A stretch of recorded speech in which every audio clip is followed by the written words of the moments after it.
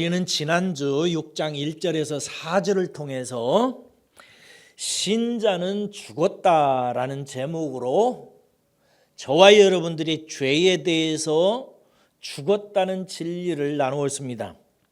신자는 믿음으로 예수님과 연합해서 세례를 받음으로 죄에 대하여 이미 죽은 자라고 성경은 분명하게 선언합니다. 그러므로 신자는, 저와 여러분들은 죄와는 상관이 없습니다. 그러나 많은 성도가 이 진리를 실감하고 있느냐, 이것은 다른 문제입니다. 죄에 대하여 죽었다라고 성경은 분명히 선포하고 있는데 이것이 실제 삶 속에서 내가 실감하는 것은 또 다른 문제라 이 말이에요. 신자 역시 여전히 시기하고 질투하고 화내고 싸우고 간음하고 거짓말하고 살기 때문입니다. 그래서 과연 내가 죄에 대해서 죽은 게 맞나 갸우뚱할 수 있습니다. 이유는 간단한 데서 출발합니다. 죄에 대한 성경적인 개념으로 생각하지 않기 때문입니다. 보통 죄라 하면 시기하는 것, 질투하는 것, 싸우는 것, 도적질하는 것, 사기치는 것, 이런 도덕적인 개념으로 보통 알고 있습니다. 이런 면에서 믿는 우리도 역시 비슷하니까 죄에 대해서 죽었다라고 하는 진리가 와닿지 않는 것입니다. 죄가 죽은 게 아니라 죄가 시퍼렇게 살아서 내 삶에 역사하고 있는 것 같기 때문에 죄에 대해서 죽었다라고는 진리가 실감나지 않고 믿어지지 않는 것입니다. 게다가 어떤 설교는 죽어야 한다라고, 죽으라고 율법신앙을 들이밉니다. 그래서 많은 성도가 여전히 죄의식을 끌어안고 지냅니다. 참 불쌍한 일입니다. 죄라는 말의 개념을 그러므로 여러분 다시 한번 마음에 새겨야 됩니다. 성경에서 말하는 죄는 단순히 윤리적인 행동의 실패를 뜻하지 않습니다.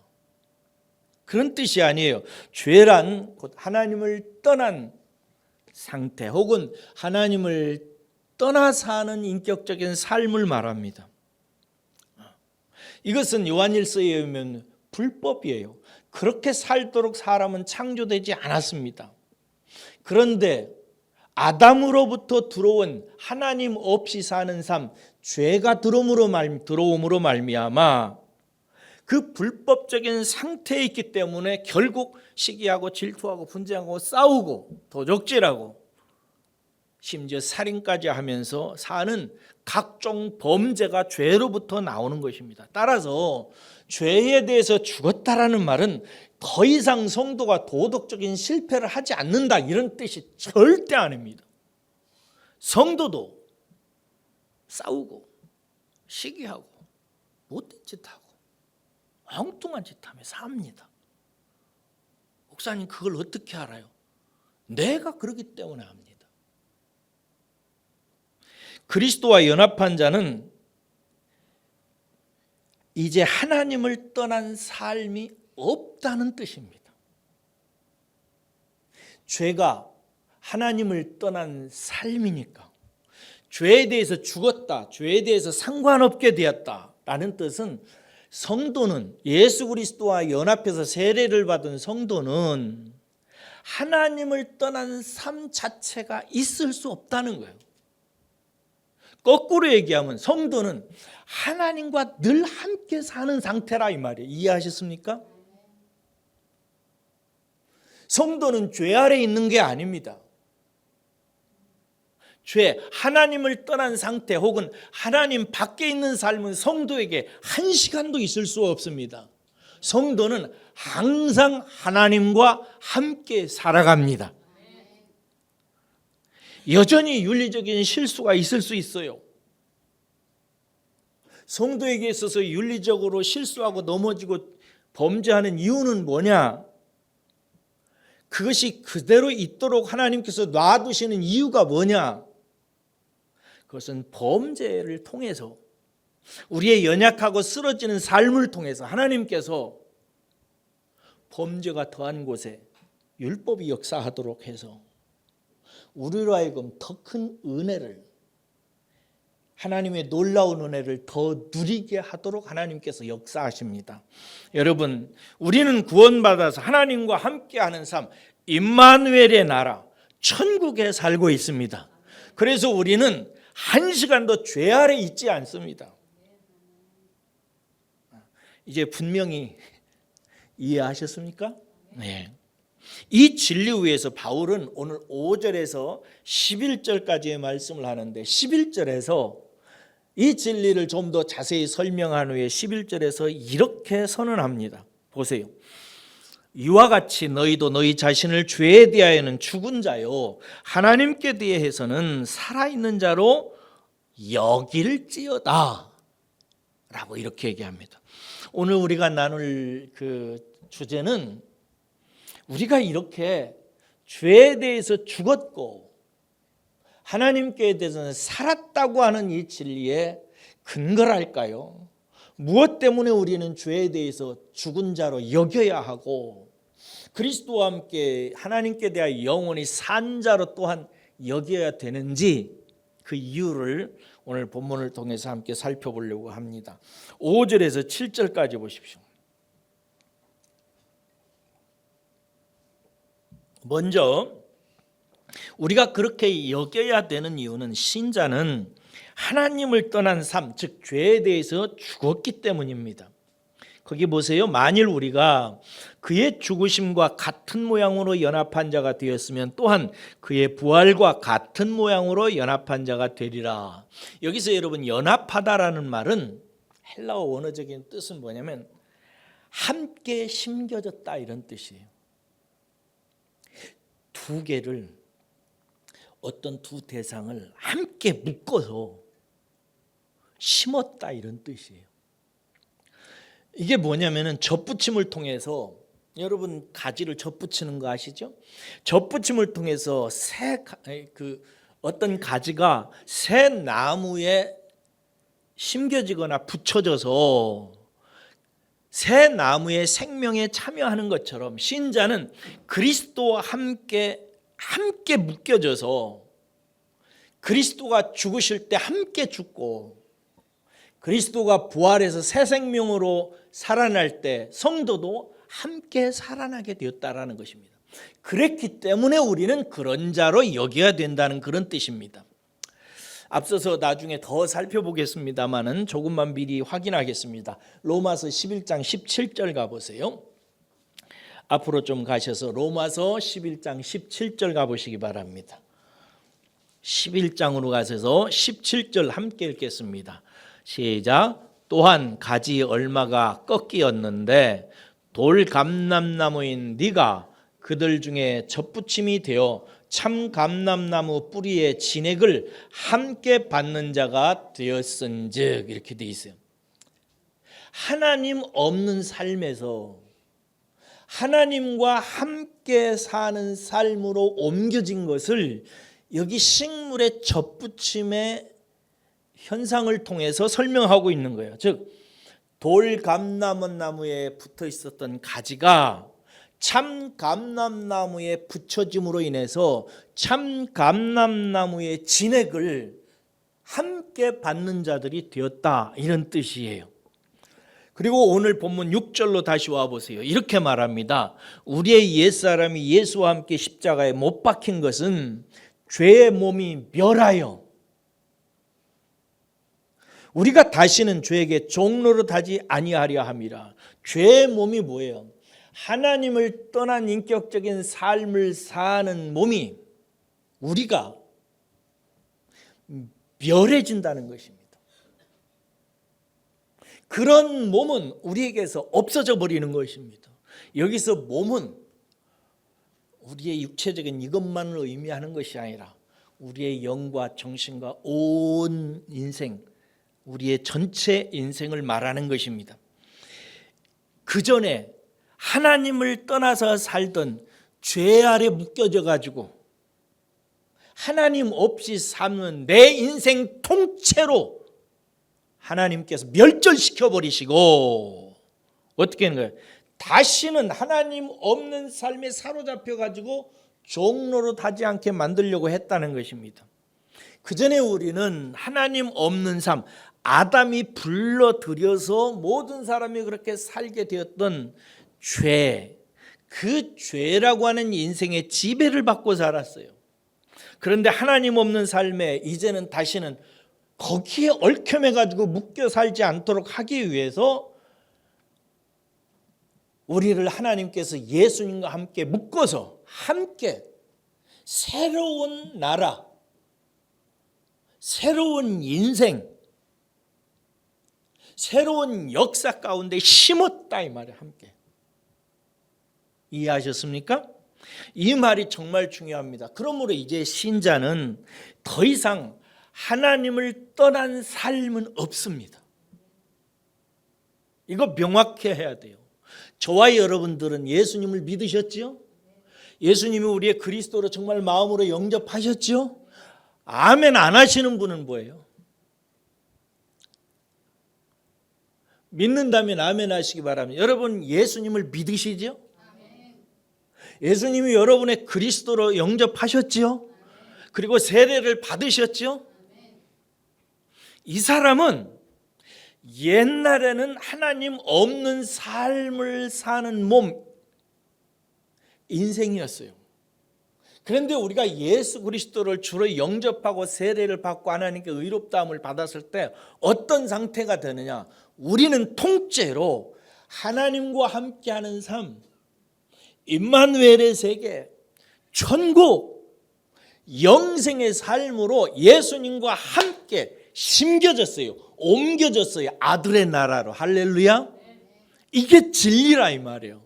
그러므로 저와 여러분들의 삶에 죄의 삶은 없어요. 우리는 하나님 없는 삶은 하루 24시간 중에 단 1초도 없어요. 항상 하나님이 우리와 함께 하세요. 하나님을 떠나서 우리는 존재하지 않아요. 하나님 안에 있어요. 예수님이 하나님 안에 계시듯이 예수 그리스도와 연합된 우리도 예수 그리스도와 함께 하나님 안에 심겨졌다고요. 그 나라로 옮겨졌다고요. 이게 성경의 진리요. 실제고. 이 확실한 믿음을 여러분들이 얻으셔야 돼요. 이 믿음이 사람을 변화시키는 것입니다. 이걸 믿는 사람은 생각이 다르고 행동이 다르고 바뀌어져요. 하나님이 항상 나와 함께 계시다라고 하는 이 진리, 나는 하나님 나라에 옮겨졌고 하나님 떠나 있는 상태는 한 번도 없고 항상 함께하고 있다는 사실을 믿는 사람은 아침에 하루를 시작할 때, 어려운 일을 당했을 때, 무슨 일을 시작할 때, 슬프고 곤고하고 괴로울 때 나와 함께 하시는 하나님과 무엇이든지 함께 하려고 하는 자세를 갖게 되어 있어요. 이게 신앙생활이에요. 미국에 남북전쟁이 있었잖아요. 이 남북전쟁을 통해서 엄청난 젊은이들의 피가 대가로 지불되어져서 노예제도가 폐지됐습니다. 옛날에는 왜 흑인 노예들이 백인의 집에서 자유 없이 묶여서 살았잖아요. 이게 남북전쟁 결과로 인해서 노예제도가 폐지됐어요. 그 결과로 미국의 흑인들은 노예의 삶에 대해서 죽게 됐습니다. 쉬운 말로 노예로서의 삶과는 상관이 없게 됐어요. 그래서 남북전쟁 이후에 모든 인간은 평등하기 때문에 누구도 노예로서 살아서는 안 되고 누구도 어떤 백인도 흑인을 노예로 두지 못한다고는 법이 제정되어져서 선포되었습니다. 그러므로 여러분, 노예 제도가 선포되었으면 해방을 얻은 거니까 모든 흑인들은 노예로 살아야 되잖아요. 그렇죠? 그런데 여러분, 상당수의 흑인 노예들이 그 후에도 오랜 세월 동안 노예로 삽니다. 여러분, 왜 이런 일이 발생할까요? 법은 삶을 위해서 있는 거예요. 진리도 우리의 삶을 위해서 있는 것입니다. 법이 선포되었으면 그 법 아래서의 삶이 시작된 것이고, 진리가 우리 가운데 전달되었으면 그 진리가 우리를 자유롭게 하든지 우리를 새롭게 하든지 해야 돼요. 법과 진리가 우리를 바꾸지 못한다면 그 법과 진리는 우리의 것이 지금 아닌 것이 되어버리는 거예요. 삶이 되지 못하는 법이 무슨 필요가 있고, 내 삶을 변화시키지 못하는 진리가 무슨 진리입니까? 실제가 되지 못하는 법과 진리는 아무 소용없어요. 우리도 마찬가지입니다, 여러분. 우리에게 하나님 없는 삶은 존재할 수가 없습니다. 왜냐하면 우리는 예수 그리스도를 믿음으로 말미암아 예수 그리스도와 연합해서 함께 세례를 받았어요. 세례는 먼저 물속에 잠궈서 그 사람이 죽었다라고는 사실을 알려주기 위해서 준다고 그랬어요. 뭐에 대해서 죽었다고? 죄에 대해서 죽었다고. 죄는 뭐라고? 하나님 없는 인격적인 삶이에요. 하나님 없는 인격적인 삶은 당신의 인생에서 이제 끝났다고, 상관없게 됐다고 하는 것입니다. 그런 다음에 그를 다시 살립니다. 이것은 뭐예요? 그리스도의 다시 살아나심, 부활에 대해서 우리도 함께 심겨지는 사건이란 말이에요. 예수님이 죽었다가 살아서 하나님의 아들로서 영원한 영광의 자리에 올라가듯이 우리도 연합되어져서 그와 함께 하나님께 대해서 영원히 산 자라고 세례는 우리에게 가르쳐 주는 거예요. 그러므로 우리는 언제나 하나님과 함께 있어요. 하나님 없이 사는 공간은 우리에게 없습니다. 하나님 없이 존재하는 시간도 있을 수가 없어요. 이게 임마누엘이라고요. 하나님이 항상 우리와 함께 계신다. 이게 예수께서 오신 목적이라고요. 이게 구원이에요. 심지어 어떤 윤리적인 실패를 할지라도 이전처럼 때로 시기하기도 하고, 또 결심하고도 넘어질 수 있죠. 싸우기도 하고, 어떤 때는 이상한 짓 하기도 하고 그럴 수 있죠. 그러나 그렇다고 해서 하나님이 우리와 함께 하지 않는 것은 아니라 이 말이에요. 이해하셨어요? 하나님은 항상 함께 하세요. 그러면 왜 우리는 여전히 범죄하면서 사는 걸까? 왜 우리는 여전히 윤리적으로 도덕적으로 여전히 실패할까? 그건 제가 여러분들에게 수없이 알려주지만 우리의 육체가, 우리의 몸이 죄장아찌이기 때문에 그래요. 그래서 우리는 하나님 없는 삶에 너무나 익숙해져 있어요. 하나님 없는 삶은 불법이요. 불법인 상태에서 움직이는 것은 다 범죄예요.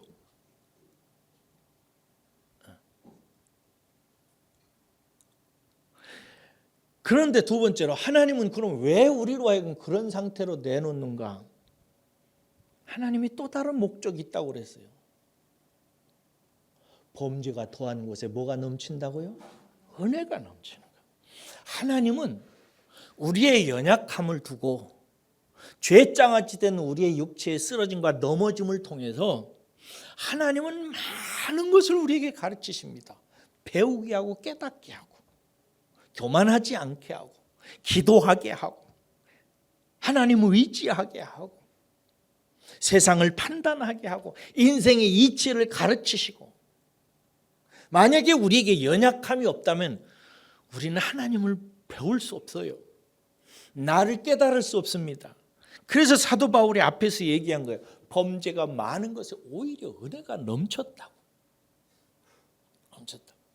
그러므로 사랑하는 여러분, 저와 여러분들은 더 이상 죄 아래 있지 않습니다. 믿으시기를 주의 이름으로 축원합니다. 아직도 이 진리가 명확하게 내 마음속에 새겨지지 않았다면 이 설교를 반복적으로 읽고 지금까지 들은 설교를 반복적으로 읽어서 여러분들이 반드시 나는 죄와는 상관없게 되었다, 나는 하나님께 대해서 살았다라고 하는 이 진리를 명확하게 이해하셔야 여러분들이 변화가 오기 시작해요. 하나님이 나와 함께 하고 계십니다. 여러분, 집에 아버지 어머니가 계시다고 하는 사실만 우리가 알고 살아도 집에 들어갈 때 내 행동이 달라집니다. 그렇지 않아요? 학교 가서 교실에 들어갈 때 철수가 옆에서 담임 선생님 오셨어 라고 말하면 담임 선생이 있는 교실 들어가는 거하고 담임 선생이 없는 교실 들어가는 거하고는 완전히 다릅니다. 그렇죠? 완전히 다릅니다. 노마에 가면 노마법을 따르고 서울에 가면 서울의 법을 따릅니다. 어떤 한 법이 제정되었다는 것은 내 삶이 그 법에 의해서 지배되어지고 그 안에 산다는 것으로 의미해요. 진리는 뭐 영원히 변치 않는 것을 진리라고 합니다. 우리의 삶을 영원히 지배하는 것을 진리라고 그래요. 하나님께서 예수 그리스도 안에서 진리를 우리에게 실제가 되도록 주셨어요. 그게 뭐냐? 예수를 믿는 자는 하나님이 그와 함께 영원히 함께 하신다는 거예요. 그 전에 하나님 없는 삶을 살았는데 그 하나님 없는 삶을 살면서 범죄하며 살았던 우리를 죄로부터 구원해서 하나님과 함께하는 삶으로 예수님과 함께 심었어요. 그래서 성경은 얘기합니다. 아들의 나라로 옮겨졌느니라. 아들과 함께 그의 나라에 옮겨졌어요. 그러므로 우리는 죄와는 상관없습니다. 영원히 죽었습니다. 이런 얘기 들으면 진짜 기뻐해야 되는데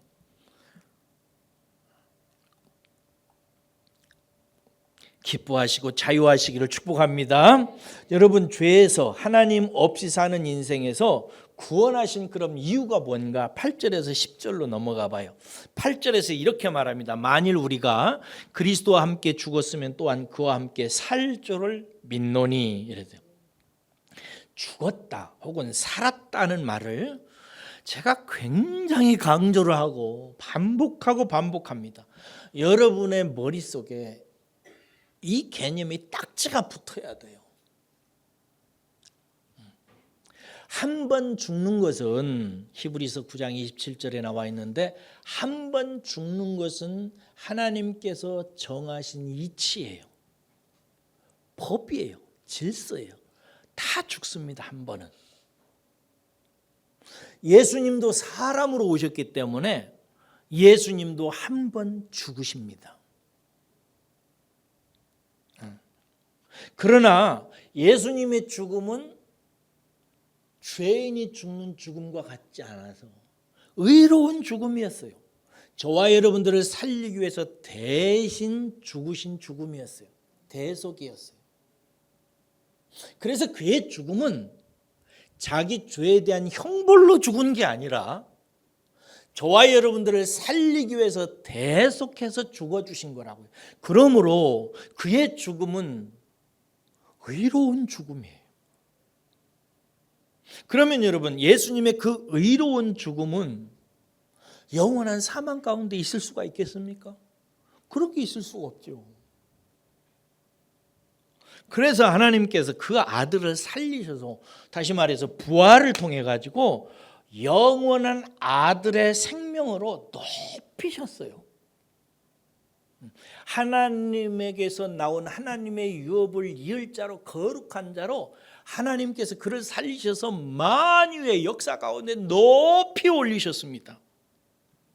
우리는 그 예수님을 믿음으로 그분과 함께 그의 죽으심 속으로 그의 죽으심과 연합해서 하나님을 떠나는 삶을 살았던 내 몸이 멸하여지고 그와 부활할 때도 역시 그와 연합해서 하나님께 대해서 영원히 산 인생으로 함께 붙여졌다 이 말이에요. 이 우리를 하나님께서 죽이신 이유는 우리를 하나님께 대하여 다시 살게 하려 함이라 이거예요. 그렇게 해서 우리는 아들의 나라로 옮겨졌다고 골로새서 1장 13절에 말하고 있습니다. 자랑스러운 그 아들과 하나님은 영원히 함께 하세요. 여러분, 예수님과 하나님이 영원히 함께 하신다고 하는 진리는 조금도 의심 없이 믿어지지요. 그럼 여러분들은 예수님과 하나가 되었으니 예수님과 하나가 돼서 항상 예수님과 함께하는 하나님이 여러분과 함께한다는 사실을 논리적으로 시인할 수밖에 없지요. 맞아요.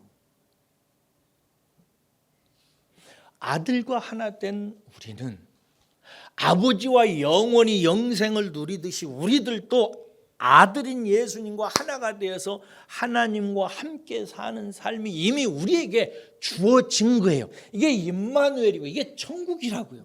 우리는 지금 죽어서 가는 천국도 중요하지만 지금 여기에서 저와 여러분들이 천국을 살고 있다고 하는 사실을 믿으시기를 깨달으시기를 주의 이름으로 축원합니다.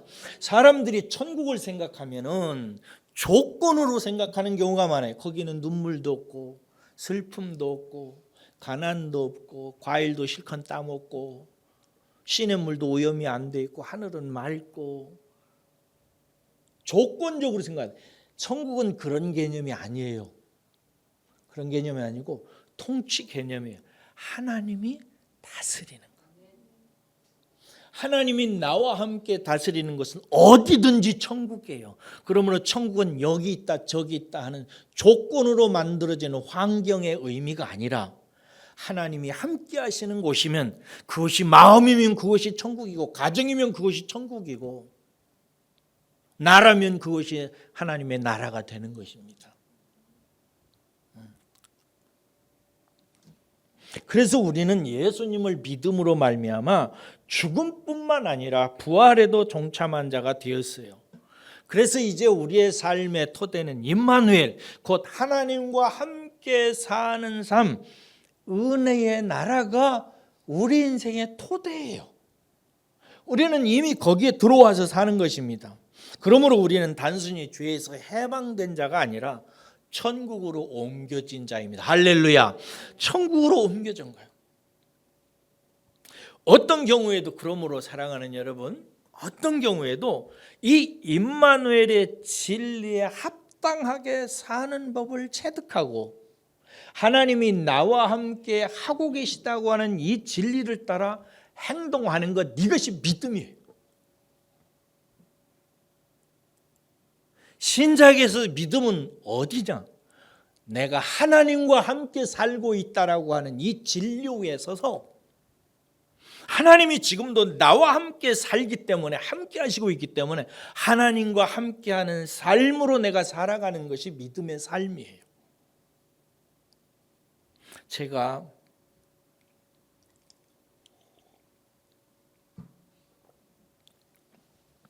처음 시장을 경험했던 때가 있어요. 저는 기억력이 이제 다 쇠해가지고 그때가 7살 때인지 8살 때인지 기억이 안 돼요. 아마 초등학교 1학년쯤이나 뭐 됐을 것 같아요. 그때 어느 날 아버지가, 제가 이제 뭐 시골장이 우리 충청남도 서천군 거기에는 시골장이 7일장밖에 없었어요. 일주일에 한 번 서는 거예요. 이게 동네 어르신들이 장날이면 아침 일찍이 막 구름 하나 당나귀는 아니다. 소나 이런 구루마에 이렇게 뭐 쌀이나 보리나 이런 거 가지고 가서 장에 가서 팔아가지고 또 먹을 거 사가지고 이런 모습만 보고 우리 어머니가 시장 갔다 오면 입속에다가 알사탕 넣어주는 재미로 야 시장에는 굉장히 좋은 게 많구나 상상만 했었죠. 그래서 늘 나는 언제 가냐고 나도 좀 한번 데리고 가달라고 조르곤 했었죠. 어느 날 아버지가 저한테 시장 가자 하더라고요. 이야 뛸 듯이 기뻤습니다.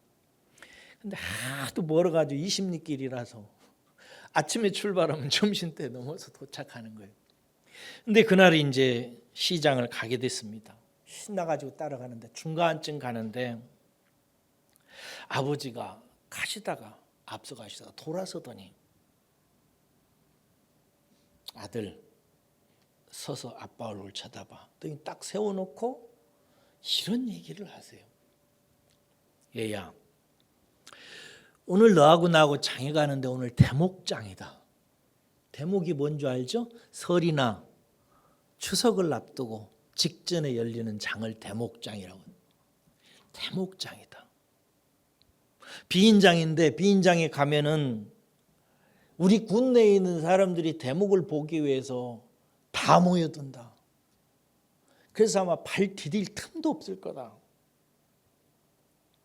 그래서 너하고 같이 사람에 밀려서 돌아다니다 보면은 계속 내가 네 손을 잡을 수가 없으니 밀려 다니다 보면 손을 놓칠 수도 있고 아빠를 잃어버릴 수도 있을 것이다.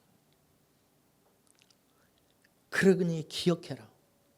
만약에 아빠의 손을 놓쳐서 아빠가 보이지 않거든 아빠를 잃어버린 그 자리에 서 있어라. 그러면 네 아버지가 반드시 너를 찾으러 손을 놓쳤던 그 자리로 다시 올 것이다. 너는 아버지를 잃은 놈처럼 울고 짜고 이리저리 뛰어다니고 그러지 마라. 그러면 너는 죽게 고생할 거다. 아빠의 손을 놓친 그 자리에 그대로 서 있어라. 그러더라고요. 그 말은 제게 후일에 성경을 묵상하며 큰 은혜를 주는 교훈이었어요. 사랑하는 여러분, 아버지의 손을 놓았을 때 아버지를 잃어버린 것처럼 아버지 없는 것처럼 행동하지 말아야 됩니다. 여러분이 무슨 일을 당하든지 무슨 일을 시작하든지 아버지 없는 사람처럼 행동하는 건 불신입니다. 무슨 일을 당하든지 여러분과 함께 하나님이 함께 계시니까 하나님이 함께 계시는 것처럼 행동하십시오. 눈에 보이든지 눈에 보이지 않든지 간에. 왜? 우리는 죄에 대해서 죽었고 하나님에 대해서는 살아서 항상 임마누엘라는 하나님과 함께하는 삶 속에 있으니까 그 하나님이 내 눈에 보이든지 아니면 그 하나님의 역사가 환경을 통해서 하나님이 계신 것 같이 보이든지 안 보이든지 상관없이 항상 나와 함께하시는 임마누엘의 하나님을 인정하고 하나님이 항상 함께하는 것처럼 사십시오. 그게 믿음입니다. 하나님은 때때로 우리 감각에 하나님이 우리의 손을 놓는 것처럼 우리의 삶을 인도하시기도 합니다. 그래서 살다 보면 나 혼자 사는 것 같이 생각이 들어요. 하나님이 도와주시지 않는 것 같이 합니다. 세상 사람들이 말합니다. 너는 하나님이 도와주시고 늘 함께 하신다는 네 하나님은 대체 어디 있냐? 나 너 사는 거 보면 네 하나님이 있다는 거 도저히 믿어지지 않는다. 그러나 사랑하는 여러분, 하나님의 나라, 우리가 초대되어져서 예수님과 함께 심겨져서 사는 하나님의 나라는 이 세상 나라가 아닙니다. 영적인 세계요. 보이지 않는 세계요. 그러나 진리요. 진리가 무슨 뜻이라고 그랬어요? 항상 그런 거예요. 변치 않는 것입니다. 예수 그리스도 안에서 하나님께서 아들을 이 세상에 보내셔서 우리 속에 심어놓으려고 했던 것을 아들의 이름으로 정해서 부르라고 하셨어요. 임마누엘이라 하라. 아들은 우리에게 와서 십자가를 지고 다시 부활하셔 우리 속에 와서 우리 속에 하나님이 당신과 함께 묶어서 심어놓은 세계를 우리에게 가르치시고 진리로 전해주셨습니다. 하나님이 항상 너희와 함께하다.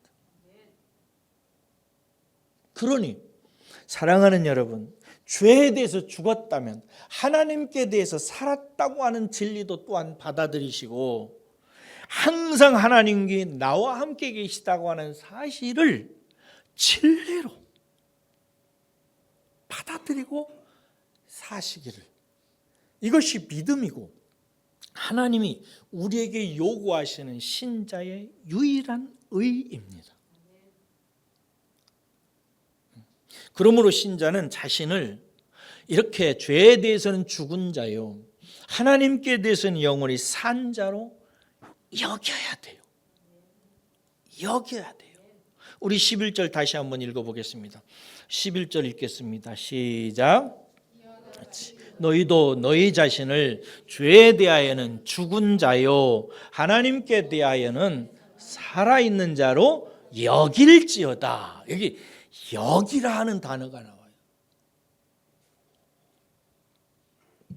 이 말은 그냥 단순히 생각하라는 뜻이 아닙니다. 영어 성경에 보면은 이 헬라 말을 잘 옮겨보려고 여러 가지 단어로 씁니다. 어디에서는 NIV 성경 같은 데서는 카운트라는 단어를 써요. 카운트는 뭐예요? 세다, 계산하다 이런 뜻이에요. 또 킹 제임스 버전 보면은 레콘이라고 하는 단어를 써요. 생각하다, 여기다는. 또 NASB라고 하는 영어 성경에 보면 consider라고 하는 단어, 숙고하다, 깊이 생각하다 이런 뜻이에요.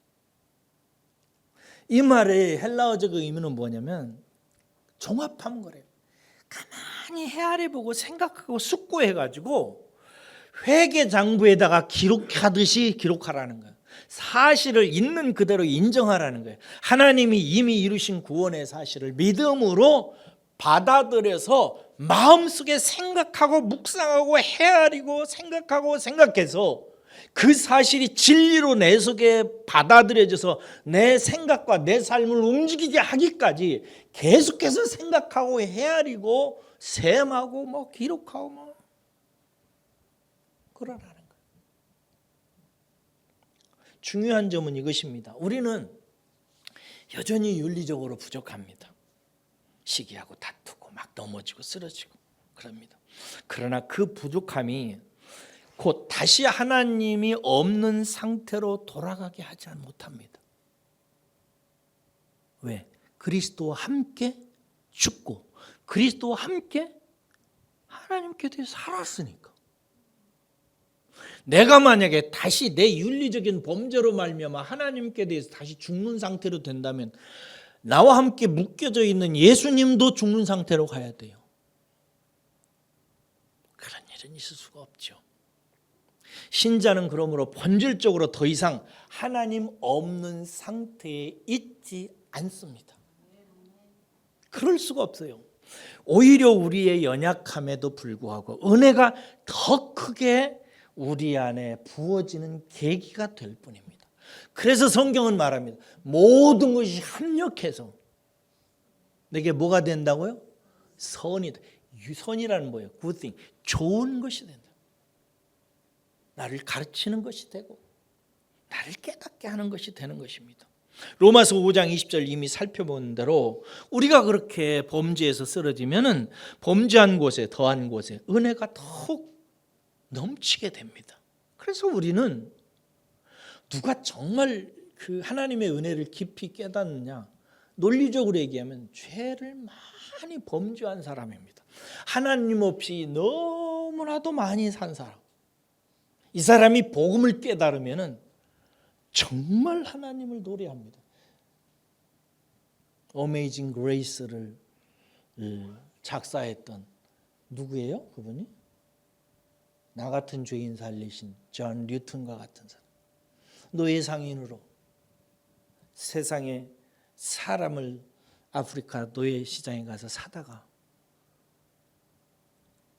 유럽에다가 팔아먹는 그런 인간 시장 놀이를 했던 그런 사람이 하나님을 발견하고 하나님의 은혜를 체험하고 나 같은 죄인 살리신 주 은혜 놀라워 찬송하고 노래하는 것입니다. 사랑하는 여러분, 그러므로 이제 매일 카운트하고 레콘하고 컨시더하고, 그래서 회계장부에 매일 아침과 저녁으로 오늘 장사한 것 몇 원 남기고 몇 원 지출하고 몇 원 들어오고 잔액이 얼마이고 기록하는 것처럼 내가 예수 그리스도와 연합해서 죄에 대해서는 완전히 상관없는 자가 되고 똑같이 예수 그리스도와 함께 묶여져서 하나님께 대해서는 영원히 산 자가 되어서 임마누엘 하신 하나님이 나와 함께 떠나지 않고 영원히 함께 계시다고 하는 이 진리를